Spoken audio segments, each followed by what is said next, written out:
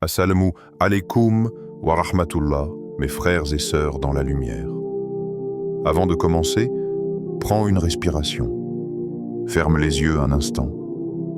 Et pense à ces moments où ton cœur t'a parlé sans un mot. Tu sais, ces instants où tout semblait aller bien autour de toi, mais quelque chose à l'intérieur chuchotait.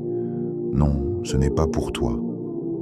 Ce murmure, ce sentiment que tu n'arrives pas à expliquer, ce n'est peut-être pas une simple émotion, c'est peut-être un signe d'Allah. Aujourd'hui, je veux t'emmener dans un voyage intérieur. Un voyage au cœur de ton âme, là où se cachent les véritables réponses. Car parfois, Allah ne nous parle pas à travers des miracles visibles, mais à travers les silences, les blocages ou les battements de notre cœur. Et si je te disais que chaque douleur, chaque porte qui se ferme, chaque relation qui te quitte, peut être une protection déguisée en perte? Ce que tu appelles une fin peut être pour Allah le début d'une délivrance. Mais avant qu'on entre ensemble dans ce rappel, je t'invite à faire 3 choses. Abonne-toi à la chaîne si tu veux continuer à nourrir ton cœur de lumière et de rappels authentiques. Commente un mot ou une phrase qui résonne avec ton âme pendant cette vidéo. Peut-être un simple « Subhanallah, Allahu Akbar » ou une phrase du cœur, parce que tes mots, ici, ne sont pas de simples commentaires. Ils peuvent être un dhikr collectif, une lumière partagée avec d'autres croyants. Et partage cette vidéo avec au moins une personne à qui tu veux du bien. Peut-être que ce rappel sera la réponse qu'elle attend depuis longtemps. Et surtout, reste bien jusqu'à la fin, car une surprise spirituelle t'y attend. Quelque chose de spécial que j'ai préparé pour toi, pour apaiser ton cœur et le remplir de lumière. Chaque jour, notre âme avance sur un chemin, parfois clair, parfois brumeux.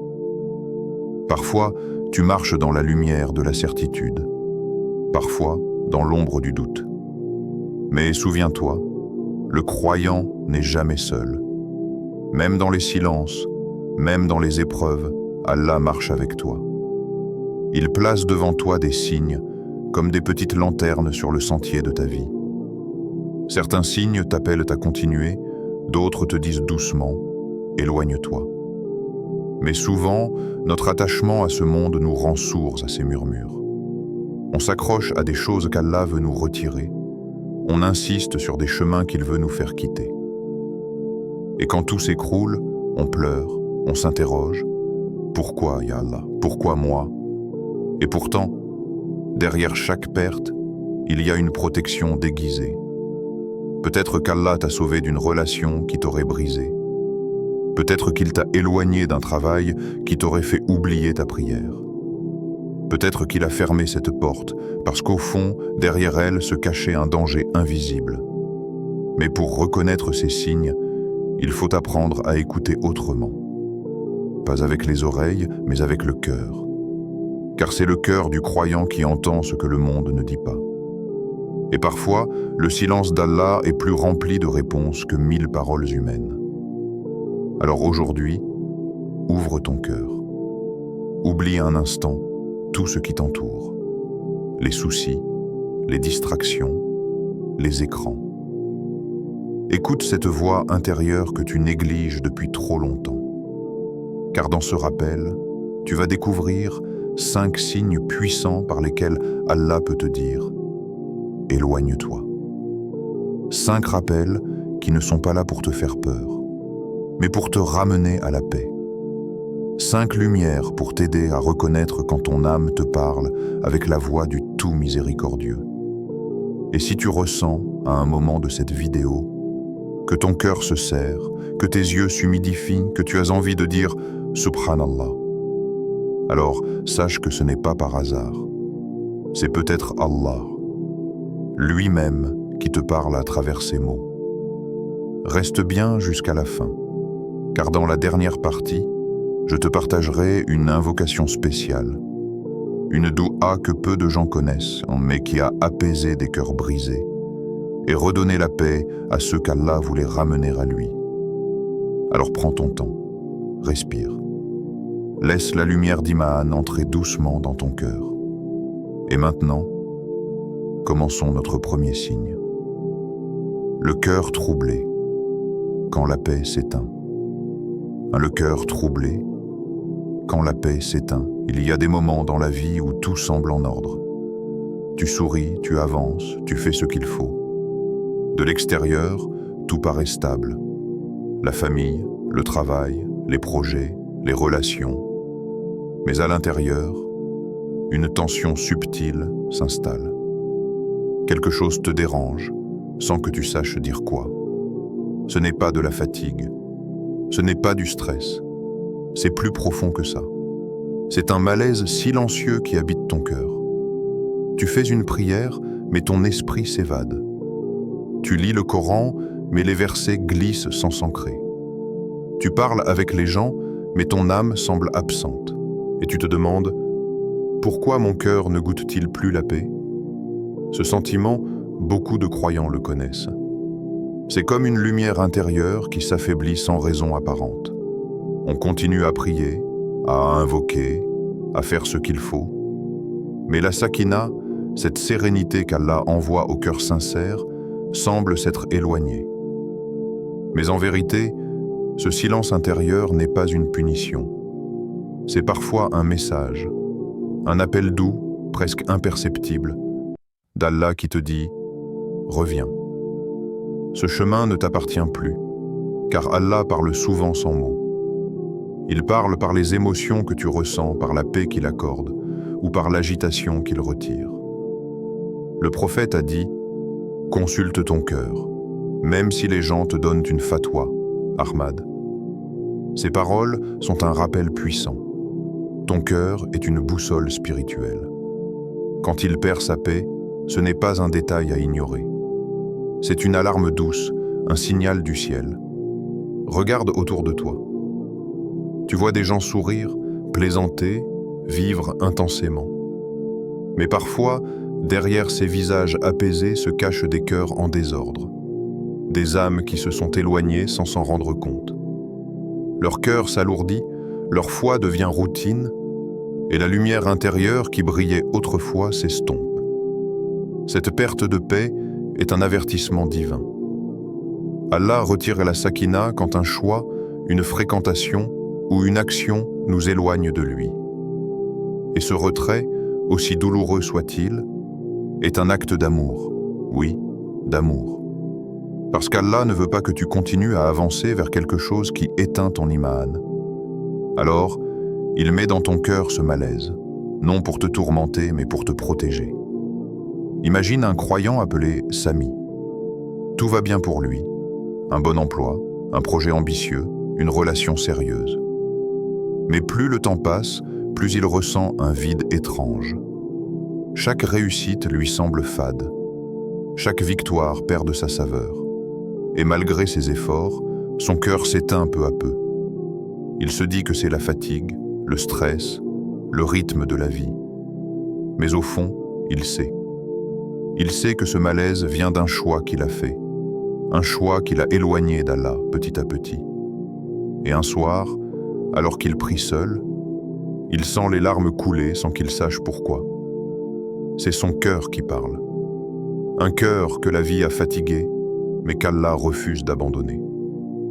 C'est cela, la miséricorde d'Allah. Il ne nous laisse pas sombrer sans nous avertir. Et ces avertissements ne sont pas toujours dans les paroles des autres, mais dans le trouble du cœur que personne d'autre ne comprend. Si tu ressens ce genre de malaise, ne le fuis pas. Ne cherche pas à le combler par la distraction, les réseaux, les sorties ou les projets. Car plus tu t'échappes, plus il grandit. Ce malaise ne cherche pas à te détruire, il cherche à te réveiller. Peut-être qu'Allah veut que tu t'éloignes d'une amitié, d'un projet, ou d'un environnement qui te fait perdre ton iman. Peut-être qu'il t'appelle à revenir à lui avant que tu ne t'éloignes trop. Quand ton cœur perd la paix, fais ce que font les cœurs vivants. Retourne à la prosternation. Dis « Ya Allah, montre-moi ce qui m'éloigne de toi ». Et tu verras que parfois, une seule larme sincère peut rendre au cœur toute la lumière qu'il avait perdue. Le croyant attentif ne fuit pas ses malaises intérieurs. Il les interroge. car il sait que parfois, le malaise du cœur n'est pas une faiblesse. C'est un message du ciel les portes qui se ferment sans raison. Il y a des périodes dans la vie où tout semble bloqué. Tu te lèves avec des projets plein la tête, des rêves plein le cœur, mais à chaque pas, une porte se ferme. Tu t'appliques, tu fais les choses correctement, tu pries, tu planifies, et malgré tout, rien ne marche. Tu envoies un dossier, refusé.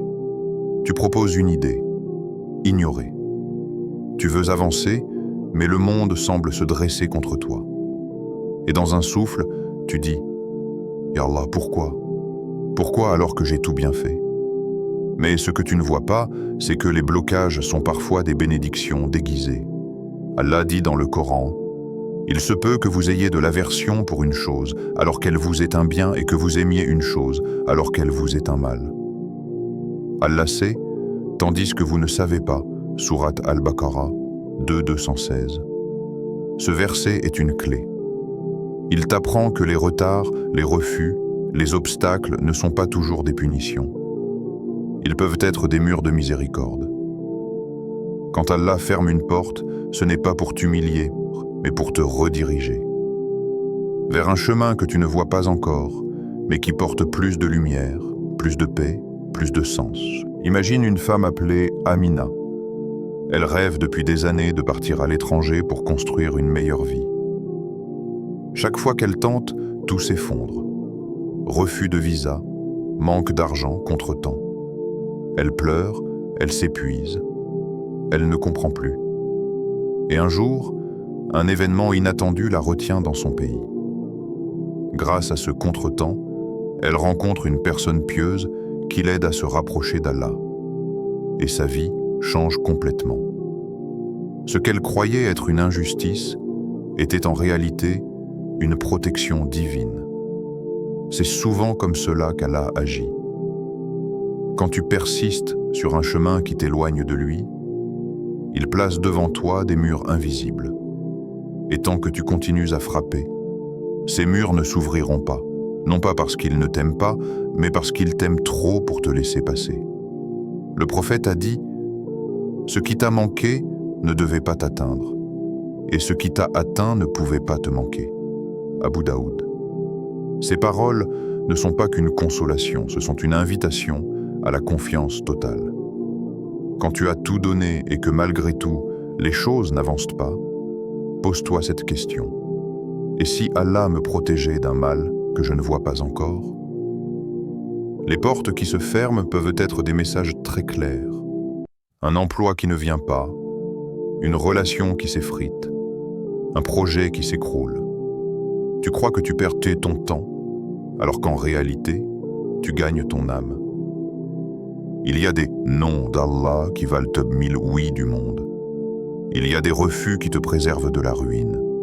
Et il y a des échecs qui sont en vérité des victoires déguisées. Mais attention, il faut apprendre à distinguer un test d'un signe de redirection. Une épreuve t'invite à persévérer dans la foi, tandis qu'un signe de redirection t'appelle à changer de voie. Quand Allah ferme une porte définitivement, tu le ressens. Tout devient lourd, sans baraka. Et malgré la prière, malgré les efforts, ton cœur n'avance plus. À ce moment, ne t'acharne pas. Fais cette invocation sincère. Ya Allah, si ce chemin n'est pas pour moi, éloigne-moi de lui, même si je l'aime. Et guide-moi vers ce qui est meilleur, même si je l'ignore. Et quand tu fais cette doua avec un cœur sincère, Allah te répond.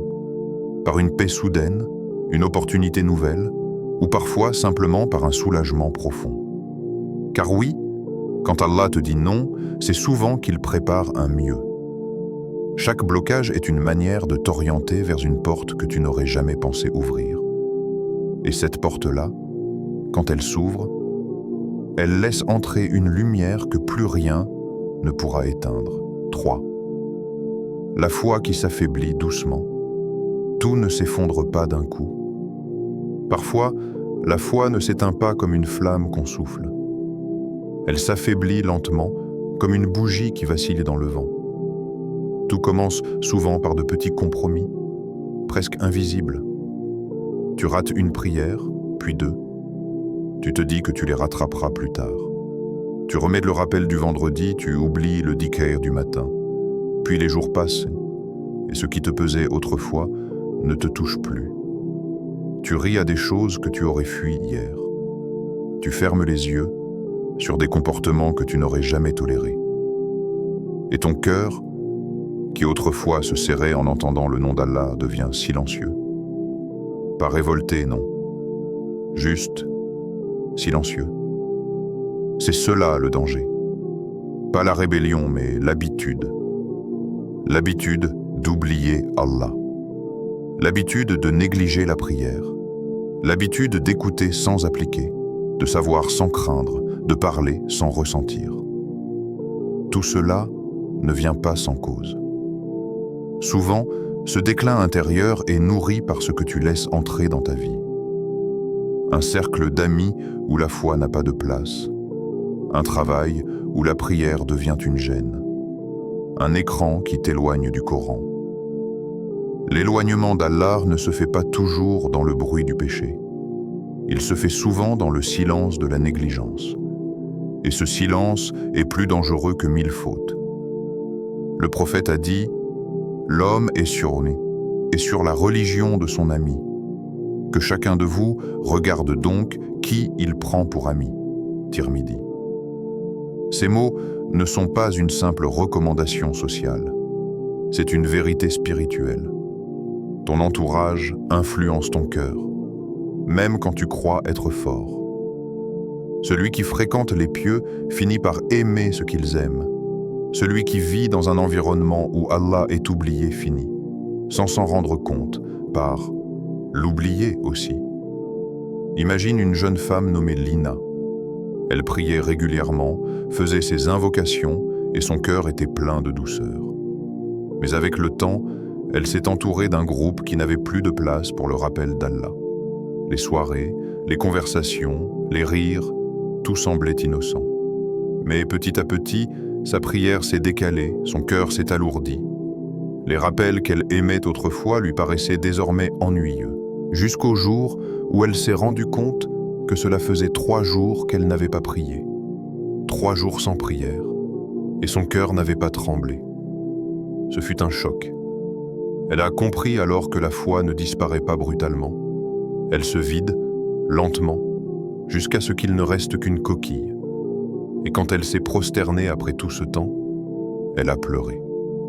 Non pas parce qu'elle s'était éloignée, mais parce qu'elle a compris que malgré tout, Allah l'avait laissé revenir. C'est cela la beauté d'Allah. Il ne ferme jamais les portes du retour. Même quand tu l'oublies, il ne t'oublie pas. Il t'envoie des rappels, des signes, des paroles qui te touchent au moment exact où ton cœur en a besoin. Mais ces rappels, tu dois les saisir avant que ton cœur ne s'endurcisse. Car le danger, c'est de s'habituer à vivre sans lumière, de ne plus ressentir le manque d'Allah, de ne plus souffrir de ton éloignement. Et c'est là que beaucoup tombent. Ils confondent le calme du monde avec la paix du cœur. Mais la paix du monde était fragile, tandis que la paix du cœur ne vient que d'Allah. Alors, quand tu sens ta foi s'éteindre, ne te cache pas. Ne dis pas « je reviendrai plus tard ». Le plus tard, c'est souvent trop tard. Fais ce que faisait le prophète. Il demandait à Allah chaque jour « Ô toi qui retournes les cœurs, affermis mon cœur sur ta religion. » Tirmidhi. Car même lui, le plus pur des hommes, craignait la faiblesse de la foi. Et toi, mon frère, ma sœur, si tu sens ton cœur s'éloigner, ne désespère pas. Ce ressenti est un cadeau, car si ton cœur remarque son propre éloignement, c'est qu'il n'est pas encore mort. Retourne vers Allah avant que la flamme ne s'éteigne. Rallume-la avec une seule prosternation sincère. Et tu verras, le cœur qui revient à Allah retrouve une lumière que rien au monde ne peut éteindre. 4. Le manque de baraka. Quand tout devient lourd. Il y a des moments où tout devient étrangement difficile. Tu fais de ton mieux, tu travailles dur, tu pries, tu planifies, mais rien ne semble aboutir. Les projets stagnent, les relations s'usent, Les efforts se multiplient, mais les résultats sont maigres. Tu avances, mais ton cœur est fatigué. Pas épuisé physiquement, non, fatigué spirituellement. Comme si chaque pas pesait une tonne.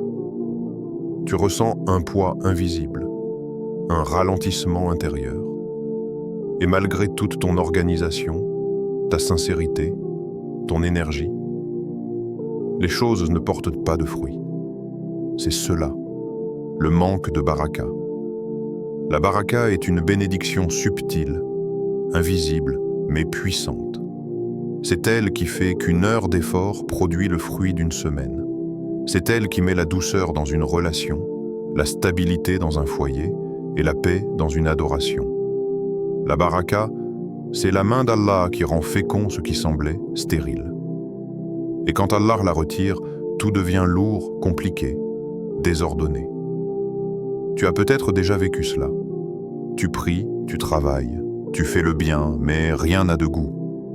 Tu réussis, mais sans joie. Tu atteins, mais sans paix. Ce n'est pas un hasard. C'est un signe qu'Allah veut que tu reconsidères ce que tu poursuis. Il y a des projets qui brillent aux yeux des gens, mais qui sont vides de bénédiction. Et il y a des actions modestes, discrètes, dans lesquelles Allah place une lumière qui rayonne jusque dans l'éternité. Souviens-toi, la baraka ne se mesure pas en chiffres, mais en lumière.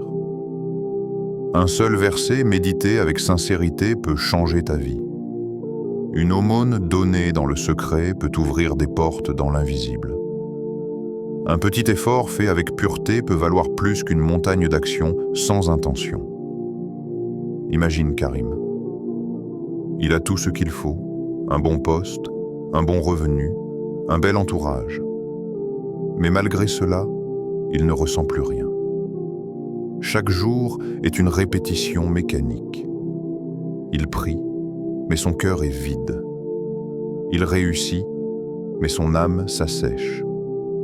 Un soir, il s'assoit, seul dans sa chambre, et il réalise « Tout ce que j'ai construit est solide à l'extérieur, mais creux à l'intérieur. » Ce constat, beaucoup d'entre nous pourraient le faire. Parce que nous confondons parfois l'efficacité avec la bénédiction. Mais ce qui fait la différence entre une vie pleine et une vie vide, c'est la présence d'Allah dans ce que nous faisons. Quand Allah retire la baraka, c'est un avertissement, pas une punition. C'est une manière douce de te dire « Tu t'épuises là où je n'ai pas mis ma lumière ». Peut-être qu'il veut que tu changes de direction ou simplement que tu purifies ton intention. Car même les actes de culte peuvent perdre leur saveur quand ils deviennent des habitudes dépourvues de sincérité. Mais quand la baraka revient, tout se transforme. Le temps devient fécond, les efforts deviennent légers, les prières redeviennent des refuges, pas des obligations. Tu sens que ta vie reprend un sens, même si les circonstances n'ont pas changé. Le secret est simple, mais profond. La baraka descend là où Allah est rappelé. Si tu veux la retrouver, réintroduis sa présence dans tes gestes les plus simples. Commence par dire « Bismillah » avant toute action. Prie à l'heure. Fais une petite sadaka. Médite un verset, même un seul, et demande à Allah « Ya Allah, mets ta baraka dans mon temps, dans mes efforts, dans mon cœur. » Tu verras alors que les choses reprendront vie. Pas forcément plus vite, mais avec plus de lumière. Il y a des routes que le monde admire, mais où Allah n'a mis aucune bénédiction. Et il y a des chemins simples, presque invisibles, où la baraka transforme chaque pas en acte d'adoration. Alors si tu sens que tout devient lourd, ne te plains pas du poids. Regarde plutôt la direction et dis « Ya Allah, éloigne-moi de ce qui n'a pas ta bénédiction et guide-moi vers ce qui porte ta lumière. » Car ce n'est pas la quantité d'efforts qui fait la différence, mais la qualité de la lumière qu'Allah y dépose. Et quand cette lumière revient, même les tempêtes deviennent douces et même les fardeaux deviennent légers. 5. Les signes à travers les rêves et les prières. Il y a des signes qu'on perçoit avec les yeux et d'autres qu'on ressent avec l'âme. Parfois, Allah te parle à travers des mots que tu entends, mais d'autres fois, il te parle dans le silence. Dans ce silence où personne d'autre n'entend, mais où ton cœur comprend. C'est ce qui arrive lorsque les rêves et les prières deviennent des langages entre le ciel et ton âme. Quand tu cherches sincèrement la guidance, Allah te répond toujours. Toujours. Pas forcément de la manière que tu imagines, mais de celle qui convient le mieux à ton cœur. Tu as peut-être déjà vécu ce moment étrange. Tu pries pour une décision importante, tu demandes à Allah. Oh, enfin, Ya Allah, guide-moi si c'est un bien pour moi. Et quelques jours plus tard, tu fais un rêve, une image floue, une sensation, ou un symbole que tu n'arrives pas à expliquer. Tu te réveilles avec une impression particulière, un poids ou une paix. Et tu te demandes, était-ce un signe? Le prophète a dit, les bons rêves viennent d'Allah. Muslim. Ces rêves, ce ne sont pas de simples images mentales. Ils peuvent être des messages subtils, des échos du monde invisible. Allah te parle parfois dans ton sommeil, parce que ton cœur est trop bruyant quand tu es éveillé. Le rêve devient alors un refuge, un moment où l'âme entend ce que la raison oublie. Les savants disent que les rêves sincères sont un fragment de prophétie, un rayon de vérité que Dieu laisse briller dans le cœur du croyant. Mais ces signes ne sont pas toujours spectaculaires. Ils sont souvent simples, purs et directs. Une lumière, une porte qui se ferme, un visage qui s'éloigne, une sensation de paix profonde. Autant de symboles que ton âme comprend mieux que ton esprit. Il y a des rêves qui inquiètent et d'autres qui apaisent. Quand tu te réveilles avec la tranquillité du cœur, c'est souvent la réponse à ton istikhara. Quand tu te réveilles avec une lourdeur, une peur persistante ou un malaise, c'est peut-être Allah qui te montre doucement, ce n'est pas pour toi. Et tu n'as pas besoin d'être un interprète pour le sentir. La vraie signification du rêve n'est pas dans les images, mais dans ce que ton cœur ressent après. Mais les rêves ne sont pas les seuls signes. Les prières, elles aussi, parlent. Chaque prière sincère est une conversation, pas un monologue. Le croyant parle à Allah, et Allah répond à travers des événements, des rencontres, des émotions. Parfois, tu fais une doua et la réponse arrive dans une forme inattendue. Un retard, une perte, une opportunité nouvelle, ou simplement un sentiment de paix que rien ne peut expliquer. Ce calme soudain, après avoir pleuré dans la prosternation, c'est déjà une réponse. Ce silence apaisant, après un istighfar sincère, c'est déjà une parole d'Allah à ton cœur. Il y a des gens qui cherchent des miracles alors qu'ils vivent déjà au milieu d'eux. Chaque prière acceptée, chaque larme apaisée, chaque cœur réchauffé après une épreuve, c'est un miracle. Tu vois, Allah ne parle pas toujours à travers les éclairs du ciel. Il parle parfois à travers les battements de ton cœur, les coïncidences répétées, ou ces petits détails qui semblent insignifiants, mais qui tombent toujours au bon moment. Une phrase que tu entends dans une vidéo, une ayah que tu lis par hasard, une personne qui t'envoie un message exactement quand tu doutais. Tout cela n'est pas du hasard. C'est Allah qui te répond, discrètement, mais parfaitement. Souviens-toi de l'histoire du prophète Ibrahim alayhi salam. C'est dans un rêve qu'il a reçu l'ordre de sacrifier son fils Ismaïl. Un rêve qui, pour un autre, aurait pu sembler absurde, mais Ibrahim savait. Il savait que ce rêve venait d'Allah, et il n'a pas douté une seule seconde. C'est cela la foi. Faire confiance, même quand on ne comprend pas encore. De la même manière, quand Allah te montre un signe par le rêve ou la prière, tu n'as pas besoin d'avoir toutes les réponses. Tu dois simplement faire confiance. Parce qu'Allah ne guide jamais un cœur sincère vers une impasse. Mais attention, les rêves ne remplacent pas le Coran. Ils ne remplacent pas les décisions réfléchies. Ils sont un complément spirituel, une lumière douce, jamais une preuve absolue. C'est pourquoi le croyant attentif les accueille avec humilité, ni fanatiquement, ni distraitement. Quand un rêve te touche, mets-toi en prière. Dis, Ya Allah, si ce rêve vient de toi, éclaire mon cœur. Et si c'est une illusion, éloigne-la de moi. Cette simple doua suffit à purifier ta perception, car Allah protège ceux qui le consultent avant d'agir. Et parfois, les plus beaux signes ne sont même pas dans les rêves.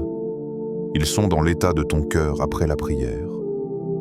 Quand tu sors du sujoud, que tu te relèves avec un souffle plus léger, que ton regard se lève vers le ciel et que tu ressens une paix que tu n'arrives pas à expliquer. Sache que cette paix, ce n'est pas un hasard. C'est une réponse, une caresse divine sur ton âme fatiguée. Car Allah guide ceux qui s'en remettent à lui. Et jamais, il ne laisse sans repère celui qui l'appelle sincèrement. Quand Allah t'éloigne, c'est qu'il te protège. S'éloigner ne veut pas dire fuir. C'est parfois le plus grand acte de foi.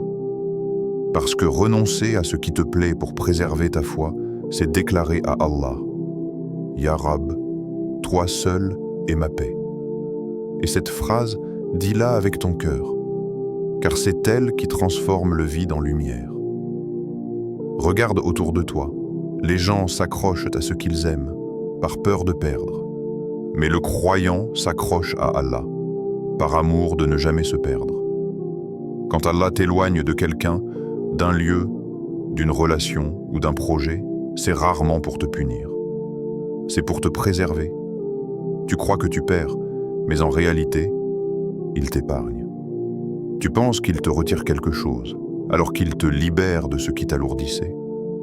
Et quand tu comprends cela, ton cœur s'apaise. Parce que tu réalises que même les séparations, les pertes, les blocages font partie du plan d'amour d'Allah pour toi. Il y a une beauté silencieuse dans les décisions d'Allah. Il ferme certaines portes non pas parce qu'il t'a oublié, mais parce qu'il t'a choisi.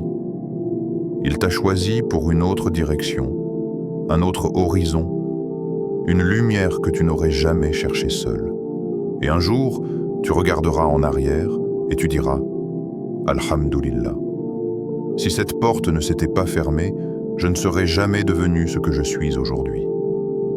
Rappelle-toi ce verset. Et quiconque place sa confiance en Allah, il lui suffit. At-Talaq 65:3. Ce verset est une promesse, pas seulement un rappel, une garantie.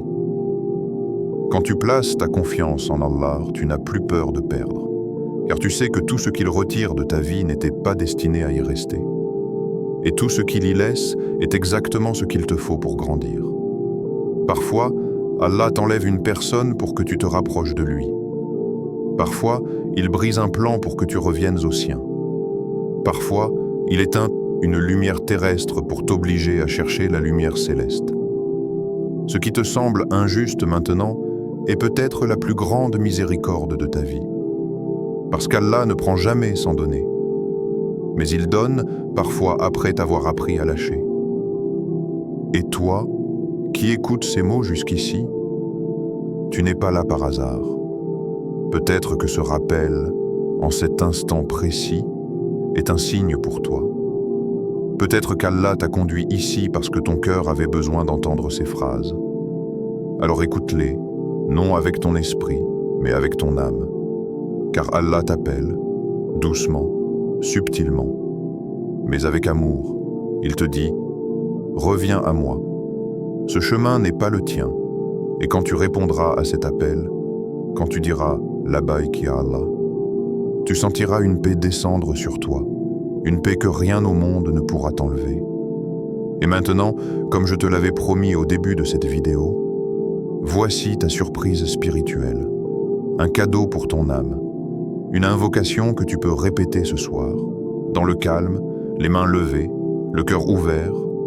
Ya Allah, si ce que j'aime m'éloigne de toi, alors éloigne-moi de ce que j'aime. Et accorde-moi d'aimer ce qui me rapproche de toi. Ne laisse pas mon cœur s'attacher à ce qui n'a pas ta lumière, et mets ta paix là où mes yeux ne voient plus clair. Répète-la lentement. Laisse chaque mot descendre dans ton cœur. Et recense cette sérénité nouvelle, cette sakina que seule la proximité d'Allah apporte. Car au final, celui qui écoute les signes d'Allah ne perd jamais. Il trouve la paix, la lumière et la proximité du Très-Haut. Et ce moment, peut-être, est ton signe à toi.